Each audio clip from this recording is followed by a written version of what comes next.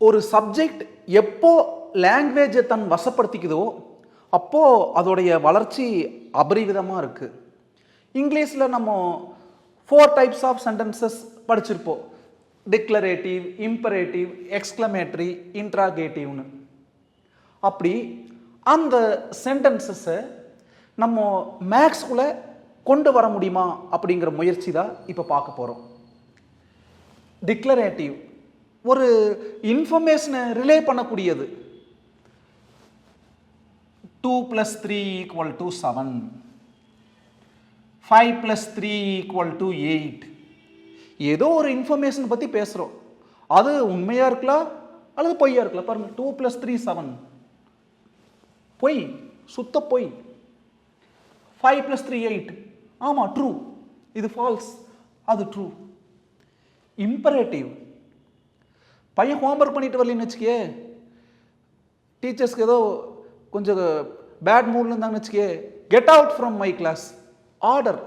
திமிரா துரத்தி விடுறது. அதே நல்ல மூட்ல இருந்தாங்கன்னு வச்சுக்கே, டேய் படிங்கடா, please study well, please do the homework and கம்னு பிச்சை எடுக்கிறது உங்ககிட்ட. அதுதான் இம்பரேட்டிவ்.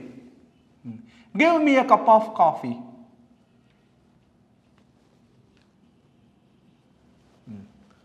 கட்டளையிடுறது. இதுவே என் கட்டளை, என் கட்டளையே சாசனம். அதுதான் imperative. Exclamatory, how beautiful you are. ஆச்சரியப்படுறது, வாய் மேல கை வைக்கிறது.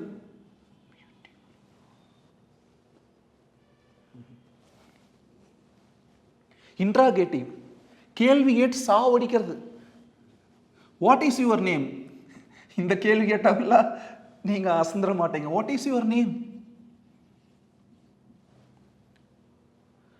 அப்புறம் ஓப்பன் டைப். மகாபாரத்தில் விதுரன் சொல்ற மாதிரி சூழ்நிலைக்கு தகுந்த மாதிரி தர்மம் மாறுபடும். அதே மாதிரி சூழ்நிலைக்கு தகுந்த மாதிரி அதோடைய உண்மைத்தன்மை மாறுபடும். அதுதான் ஓப்பன் டைப். இப்போ ஒரு எக்ஸாம்பிள், 5x = 25. இப்போ எக்ஸுக்கு 5ன்னு வச்சுக்கலாமே. 5 × 5 = 25. அப்போ இது ஒரு ட்ரூ ஸ்டேட்மெண்ட்.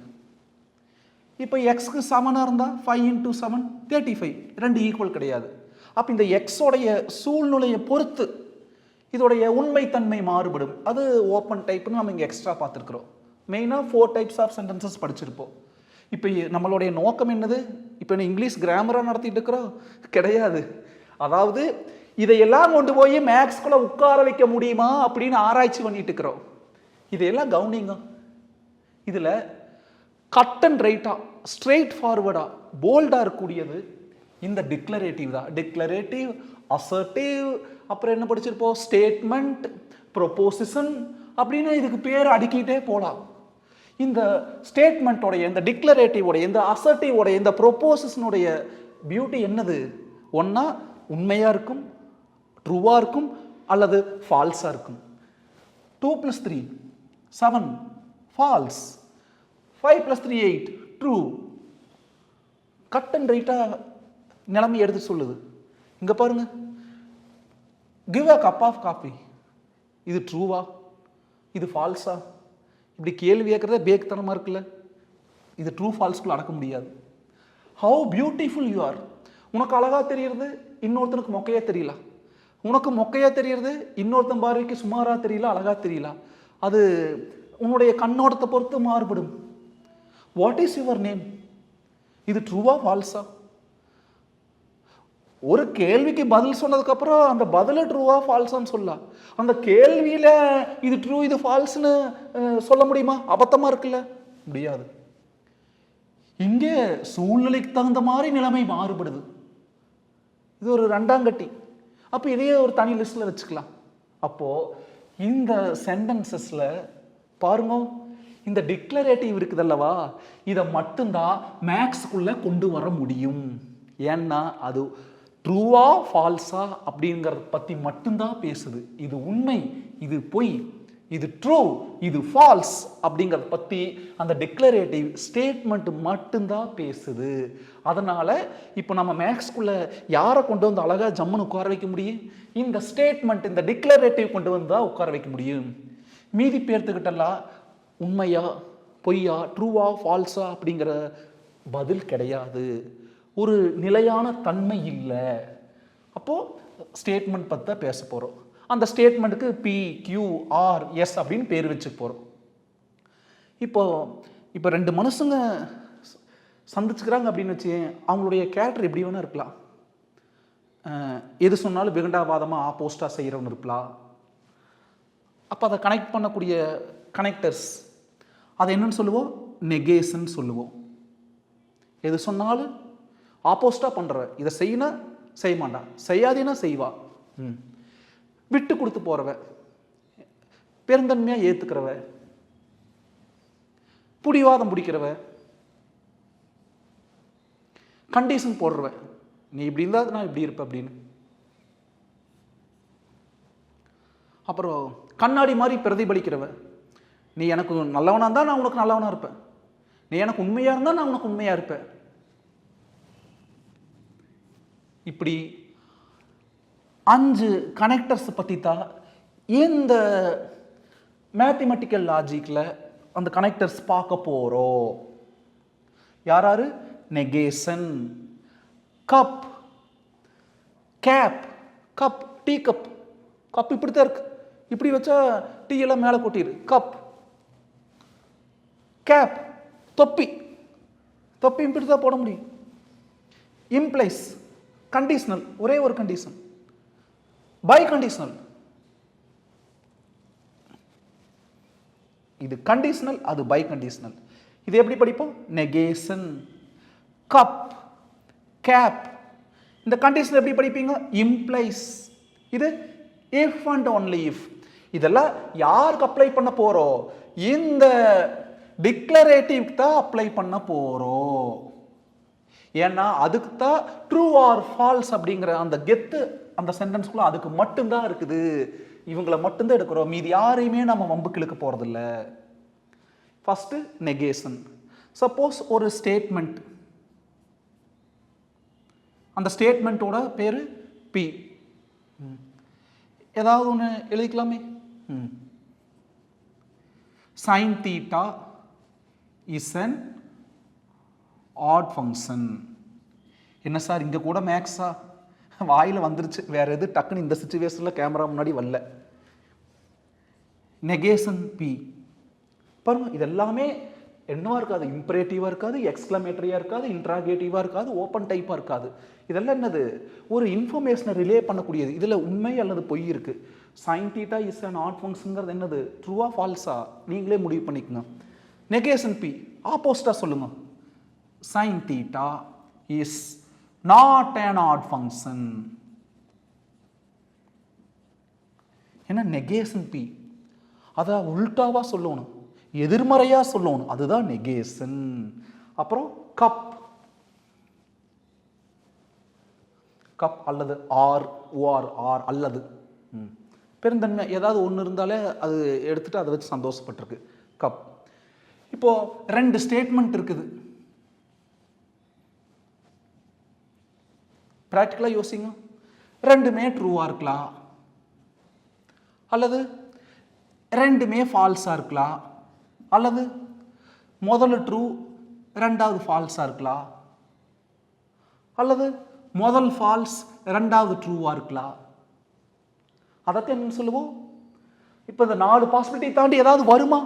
ஒரு 2 ஸ்டேட்மெண்ட்டு, 2 சென்டென்ஸ்னா இவங்க எல்லாரும் வந்து வரக்கு வாய்ப்பு இருக்குது. 2 ஸ்டேட்மெண்ட், அதாவது டிக்ளரேட்டிவ் பற்றி பேசுகிறேன். இவங்களை கம்பேர் பண்ணுறப்போ ரெண்டுமே ட்ரூவாக இருக்கலாம், ரெண்டுமே ஃபால்ஸாக இருக்கலாம், முதல் ட்ரூ ரெண்டாவது ஃபால்ஸாக இருக்கலாம், முதல் ஃபால்ஸ் ரெண்டாவது ட்ரூவாக இருக்கலாம். அப்போ இதுக்கு என்ன ஷார்ட்கட் தெரியுமா? எத்தனை ரோ வரும்னு பாருங்க, 4 ரோ வருது. அதுக்கு ஷார்ட்கட் 2 பவர் n. என்னங்கிறது நம்பர் ஆஃப் ஸ்டேட்மெண்ட். இங்கே 2 ஸ்டேட்மெண்ட் யாரு? PQ. அப்போ பவரில் என்னுக்கு பதிலாக என்ன தான் நம்பர் ஆஃப் ஸ்டேட்மெண்ட் 2. 2 பவர் 2 4. பாருங்க 4 ரோ வந்திருக்கு. அப்போ 4 ரோ அப்படின்னு தீர்மானிச்சிட்டோம்னா அதில் பாதி எவ்வளோ? 4ல் பாதி 2. அப்போ 2 ட்ரூ 2 ஃபால்ஸ். 2ல் பாதி 1, ஒரு ட்ரூ ஒரு ஃபால்ஸ், ஒரு ட்ரூ ஒரு ஃபால்ஸ். இப்போ 3 ஸ்டேட்மெண்ட் வச்சுக்கியே 2 பவர் n. என்னுக்கு பதில் என்ன எழுதுவோம்? 3. 2 பவர் 3னா 8. அப்படின்னு என்னது? 8 ரோ வரும்.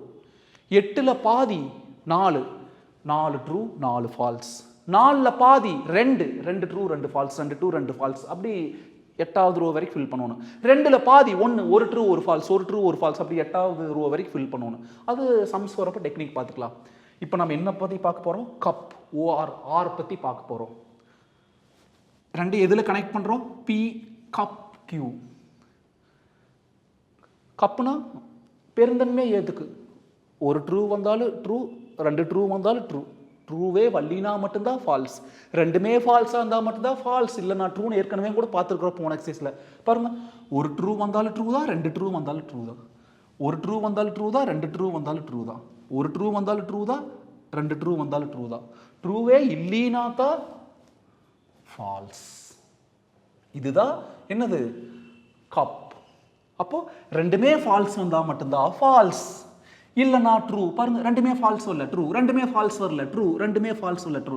நீ எப்படி வேணா நான் வச்சுக்கோ, ஒரு ட்ரூ வந்தாலும் ட்ரூ, 2 ட்ரூ வந்தாலும் ட்ரூ, இல்லாட்டி ஃபால்ஸ் அப்படின்னா மிஸ்டான் சரி. இல்லை ரெண்டாவதா எப்படி வேற எப்படி ஞாபகம், ரெண்டுமே ஃபால்ஸ் வந்தால் மட்டும்தான் ஃபால்ஸ், இல்லைனா ட்ரூ. நான் ரெண்டாவது சம் நடத்துகிறப்ப ஃபாலோ பண்ணுவேன். உனக்கு என்ன டெக்னிக்கை ஃபாலோ பண்ணிக்க நான் திரும்ப திரும்ப சொல்கிறேன். இதுதான் கப்.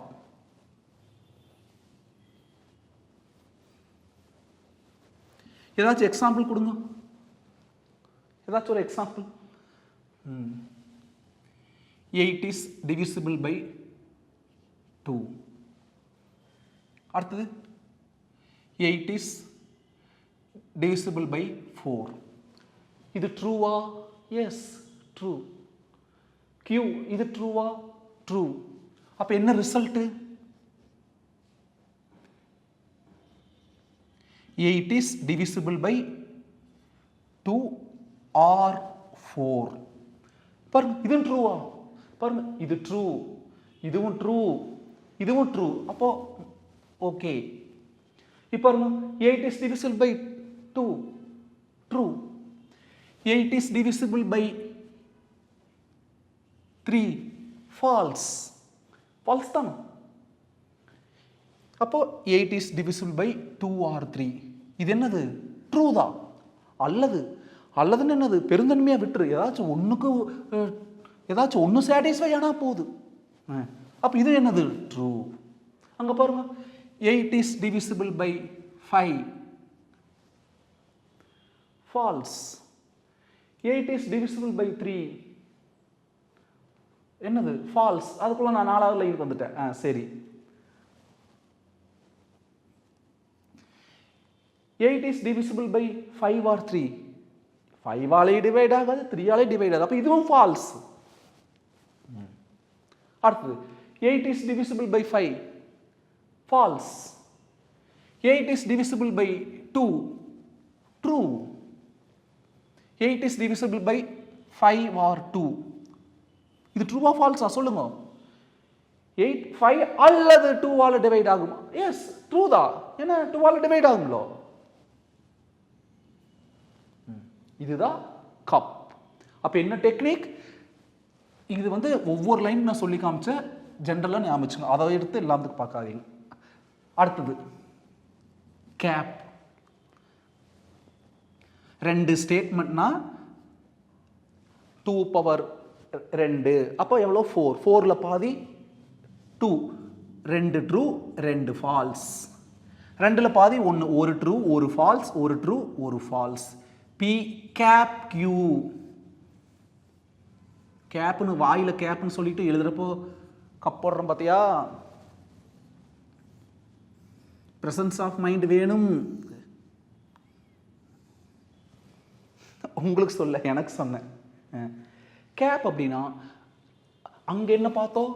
ரெண்டுமே ஃபால்ஸ் வந்தால் மட்டும்தான் ஃபால்ஸ், இல்லைனா ட்ரூ. இங்கே ரெண்டுமே ட்ரூ வந்தால் மட்டும்தான் ட்ரூ, இல்லைனா ஃபால்ஸ். பாருங்க, ரெண்டுமே ட்ரூ வரல அப்படின்னா ஃபால்ஸ், ரெண்டுமே ட்ரூ வரல அப்படின்னா ஃபால்ஸ். ரெண்டுக்கு என்ன வித்தியாசம் புரிஞ்சுதா?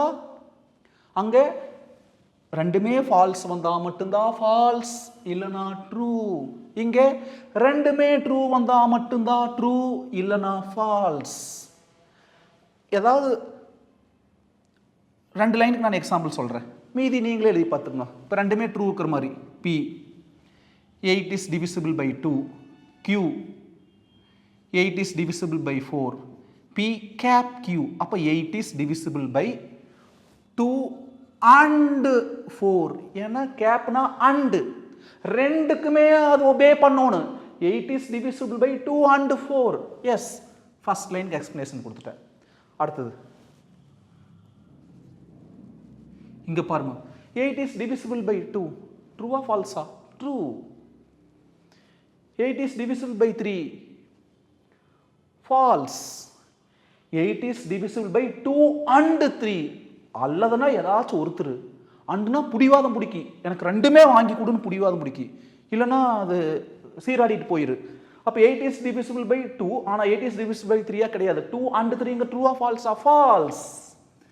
இதே மாதிரி நீங்கள் ரெண்டு உதாரணம் சொல்லி பார்த்துக்கோங்க. அப்போது இங்கே 3 கனெக்டர்ஸ் பார்த்துட்டோம். நெகேஷன்னா எது சொன்னாலும் ஆப்போசிட்டாக செய்கிறது. கப்புனா ரெண்டுமே ஃபால்ஸ் வந்தால் மட்டும்தான் ஃபால்ஸ், இல்லாட்டி ட்ரூ. கேப்னா ரெண்டுமே ட்ரூ வந்தால் மட்டும்தான் ட்ரூ, இல்லாட்டி ஃபால்ஸ். நெக்ஸ்ட் கண்டிஷனல் ஸ்டேட்மெண்ட் பார்த்துக்கலாம். P Q.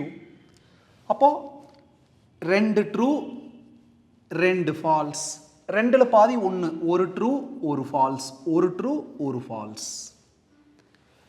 P implies Q. இதில் தான் கேர்ஃபுல்லாக இருக்கணும். P implies Q வேற, Q implies P வேற. பாருங்க P implies Q. அப்போ first P implies second Q.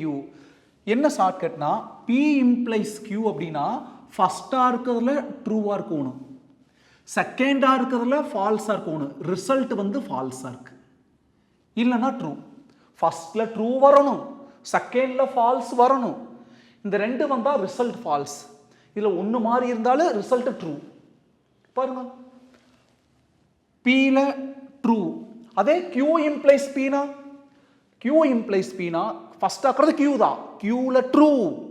Second ஆக்குறது P, Pல ஃபால்ஸ், ரிசல்ட் ஃபால்ஸ் இருக்கணும். P implies Q வேற, Q implies P வேற. இதில் மட்டும்தான் இந்த கண்டிஷனல் ஸ்டேட்மெண்ட் மட்டும்தான் கேர்ஃபுல்லாக இருக்கணும். பாருங்க Pல ட்ரூ, Qல ஃபால்ஸ், ரிசல்ட் ஃபால்ஸ், இல்லைனா ட்ரூ. மீதி எல்லாமே ட்ரூ. ஏன்னா மீதி எல்லாமே சாட்டிஸ்ஃபை ஆகல. பாருங்க என்ன சாட்டிஸ்ஃபை ஆகல? P ட்ரூவாக இருக்கணும், Q ஃபால்ஸாக இருக்கணும். Q ஃபால்ஸாக இல்லையே, அப்போ இந்த ரெண்டுமே சாட்டிஸ்ஃபை ஆகுதப்போ ரிசல்ட் என்னது? ட்ரூ. அந்த ஃபால்ஸ்க்கு ஆப்போசிட். பாருங்க Pல ட்ரூ இருக்குது, Qல ஃபால்ஸ் இருக்குது, ரெண்டுமே சாட்டிஸ்ஃபை ஆயிடுச்சு, ரிசல்ட் ஃபால்ஸ். அடுத்தது Pல ட்ரூ வேணும், வரல, ஒன்று தப்பாக வந்தாலே இன்னொன்று போக தேவையில்லை, டக்குன்னு ட்ரூன்னு எழுதிக்கலாம்.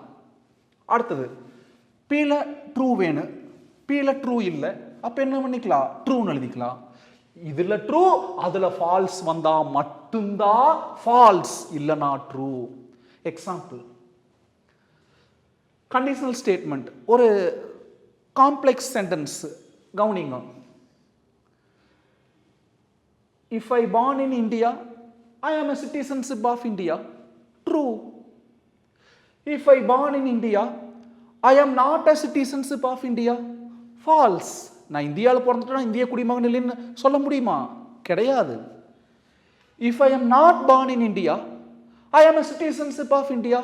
True. நீ வெளிநாட்டில் பிறந்திருந்தா கூட இங்கே வந்து அந்த ரூல்ஸ் படி ஒரு குறிப்பிட்ட வருஷம் இங்கே வாழ்ந்திருந்தா உனக்கு ஒரு குடியுரிமை கிடைக்கும். இப்போ நம்ம சோனியா காந்தி எடுத்துட்டோம்னா அவங்க இட்டாலியில் பிறந்தாங்க, பட் இங்கே வந்து நம்ம ராஜீவ் காந்திக்கு ஒய்ஃப் ஆனதுக்கப்புறம் இங்கே வந்து வாழ்ந்து அவங்க இந்திய குடியுரிமை வாங்கிட்டாங்க. If you are not born in India, you are a citizenship of India. True. If you are not born in India, you are not a citizenship of India. True. இந்தியாவில் பிறக்கலைன்னா உனக்கு இந்திய குடியுரிமை இருக்க முடியாது. ட்ரூ. இதுதான் ஒரு உதாரணம். மேத்தமெட்டிக்கலாக பார்க்கணும்னா ஒரு நம்பர் 9ஆல் டிவைட் ஆச்சுன்னா அது ஆட்டோமேட்டிக்காக 3ஆல் டிவைட் ஆகும். If a number is divisible by 9, it is divisible by 3. True. If a number is divisible by 9, it is not divisible by 3ங்கிறது false. if a number is not divisible by 9, it is divisible by 3. True work வாய்ப்பு இருக்குது. இப்போ 18 எடுத்துக்கலாம். it is not divisible by 9, but it is divisible by 18 எடுத்துட்டோம்னா அது 9ஆலே divide ஆகுது. அச்சோ தப்பா நினைக்காத, நீ எல்லாம் மேக்ஸ் வாதியாரான்னு கேட்காத. ஆமா, நான் மேக்ஸ் வாதியாருதா. கவுனிங்க. பர் it is not divisible by 9, but it is divisible by 3. If a number is not divisible by 9, it is divisible by 3. True. If a number is not divisible by 9, if a number it is not divisible by 3, அப்படி வரக்கு வாய்ப்பு இருக்குது. ஒரு உதாரணம் எடுங்க. இப்போ 20 எடுங்க. Number is not divisible by 9, it is not divisible by 3. True. அப்போ எப்படி மனப்பாடம் பண்ணிக்கீங்க? P implies Q னா ஃபர்ஸ்ட் ஆக்கிற Pல ட்ரூ, செகண்ட் ஆக்கிற Qல ஃபால்ஸ், ரிசல்ட் ஃபால்ஸ், இல்லனா ட்ரூ. அதுக்கப்புறம் பை கண்டிஷனல் பாருங்க. 2 ட்ரூ 2 ஃபால்ஸ், ஒரு ட்ரூ ஒரு ஃபால்ஸ், ஒரு ட்ரூ ஒரு ஃபால்ஸ். P இது எப்படி படிக்கணும்? if and only if Qன்னு படிக்கணும். இது வந்து சேமா இருந்தா ட்ரூ. பாருங்க, ரெண்டுமே சேமா இருக்குது ட்ரூ, ரெண்டுமே சேமா இருக்குது ட்ரூ. டிஃபரண்டா இருந்தா ஃபால்ஸ். இல்லாட்டி plus into plus plus, plus into minus minus, minus into plus minus, minus into minus plus. டீங்கிறது பிளஸ், எஃப்ங்கிறது மைனஸ், அது ரிசல்ட். இது வந்து மல்டிப்ளிகேஷன். அப்படி ஷார்ட்கட் ஞாபகம் வச்சுக்கிறனால ஞாபகம் வச்சுக்கணும். இப்போ Pங்கிறது if a number is divisible by 3, then the sum of digits is divisible by 3. ஒரு நம்பர் 3ஆல் டிவைட் ஆகுதுன்னா அதோட டிஜிட்ஸ் ஆட் பண்ணி பாருங்க.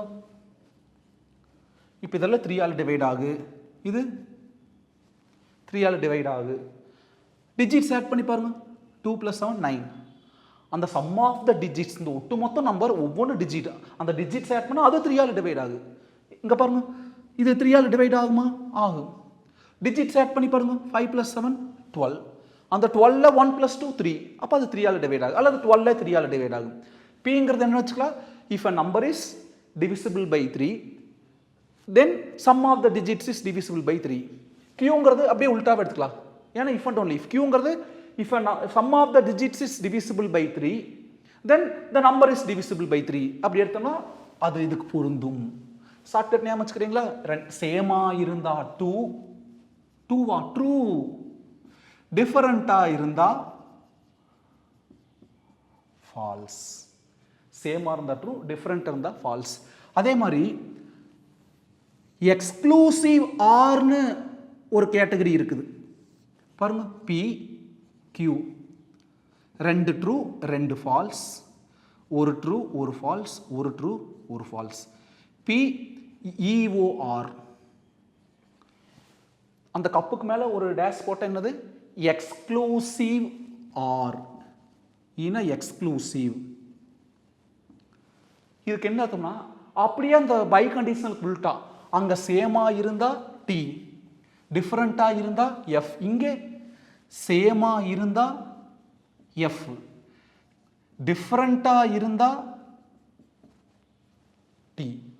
பாருங்க, சேமா இருந்தா F. பாருங்க, சேமா இருந்தா F. டிஃபரண்ட் பாருங்க TF. ரெண்டு வெவ்வேறு. டிஃபரண்டா இருந்தா ட்ரூ, டிஃபரண்டா இருந்தா ட்ரூ. இப்போ இந்த ஒரு பல வருஷமாவே ஒரு ஃபேனுக்கு ஒரு லைட்டுக்கு 2 சுவிட்ச் வச்சுக்கிறாங்க. வீட்டுக்குள்ளே போனதுமே கதவு பக்கத்தில் ஒரு சுவிட்ச் பாக்ஸ் இருக்குங்க. அப்புறம் அதே மாதிரி இந்த பெட்ரூம்னா பெட்டு பக்கத்துலேயே சுவிட்ச் பாக்ஸ் இருக்குங்க. நம்ம அதையும் போட்டுக்கலாம், இதையும் போட்டுக்கலாம். இப்போ நம்ம அந்த ரெண்டையும் கவனிச்சிங்கன்னு வச்சுக்கோங்களேன். இப்போது லைட்டு எரியல அப்படின்னு வச்சுக்கோங்க. 2 சுவிட்சுமே இங்கே இருக்கிற சுவிட்சு அங்கே இருக்கிற சுவிட்ச் ரெண்டுமே கீழே இருக்குது, இல்லாட்டி ரெண்டுமே மேலே இருக்குது. இப்படி அமுத்தி விடுவோம்லோ, அதைத்தான் நான் கீழே இருக்குதுங்கிறேன். இப்படி நம்ம ஜென்ரலாக ஆஃப் பண்ணுறப்போ இப்படி மேலே அமுத்தி விடுவோம்லோ. அப்போது இந்த டூயல் சுவிட்ச் இருக்கிறப்போ, சுவிட்ச் பாக்ஸ் இருக்கிறப்போ ரெண்டுமே மேலே இருக்குது அல்லது ரெண்டுமே கீழே இருந்துச்சுன்னா லைட் எரியாது. ஒன்று மேலே ஒன்று கீழே, இது மேலே அது கீழே, அல்லது இது கீழே அது மேலே இருந்தால் லைட் எரியும். நீங்கள் வேணால் அப்படி இருந்தால் செக் பண்ணி பாருங்க. உங்கள் வீட்லன்னா பக்கத்து வீட்டில் அப்படி இருந்துச்சுன்னா போய் செக் பண்ணி பாருங்க. இது நீங்கள் ஃபிசிக்ஸில் படித்தது தான் எக்ஸ்க்ளூசிவாக. நான் ஒன்றும் புதுசாக கதை சொல்கிறக்கு ஒன்றும் இல்லை, உங்களுக்கு ஆல்ரெடி தெரிஞ்ச விஷயம்தான். பாருங்க, ரெண்டு சுவிட்சுமே டீனா ரெண்டு சுவிட்சுமே மேலே இருந்துச்சுன்னா லைட் எரியாது. ஒன்று மேலே ஒன்று கீழே இருந்துச்சுன்னா லைட் எரியும். பாருங்க, ஒன்று கீழே இன்னொன்று மேலே இருந்தாலும் லைட் எரியும், ரெண்டுமே கீழே இருந்தாலும் லைட் எரியாது. இது ஜஸ்ட் ஒரு உதாரணம் தான். நீங்கள் மனப்பாடம் பண்ணிட்டீங்களா? இந்த 3 குழப்பாமல் மனப்பாடம் பண்ணிக்கோங்க. 5ன்னு சொன்னேன், 6ஆவதாக புதுசாக டக்குன்னு நான் வந்துச்சு. ஏன்னா இந்த புது சிலபஸில் இது இன்க்ளூட் பண்ணிக்கிறாங்க. பழைய சிலபஸில் நாங்கள் இது படிக்கலீங்க உண்மையை சொல்லணும்னா. இப்போ நான் P இம்ப்ளைஸ் Qனா Pல ட்ரூ Qல ஃபால்ஸ், ரிசல்ட் ஃபால்ஸ். இப்படி இல்லைனா, அதாவது முதல்ல ட்ரூ ரெண்டாவது ஃபால்ஸ் இல்லைனா ட்ரூ. இது சேமா இருந்தா ட்ரூ, டிஃபரண்டா இருந்தா ஃபால்ஸ் பை கண்டிஷனலுக்கு. அது plus into plus, plus minus into minus plus, plus into minus minus, minus into plus minus அப்படின்னு வச்சுக்கோங்க. இங்கே அதுக்கு அப்படியே உல்டா, அதுக்கு அப்படியே ஆப்போசிட்டு.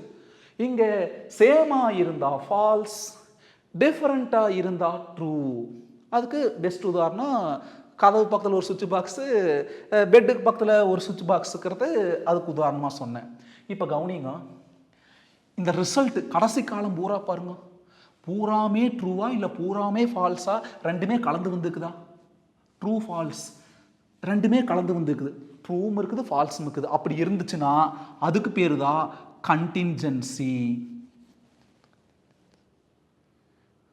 அதுக்கப்புறம் சப்போஸ் லாஸ்ட் காலம் பூரா ட்ரூவாக இருந்துச்சுன்னா, லாஸ்ட் காலம் பூரா true, only true, last column பூரா ட்ரூவாக இருந்தால் அதுக்கு பேர் தான் டாட்டாலஜி.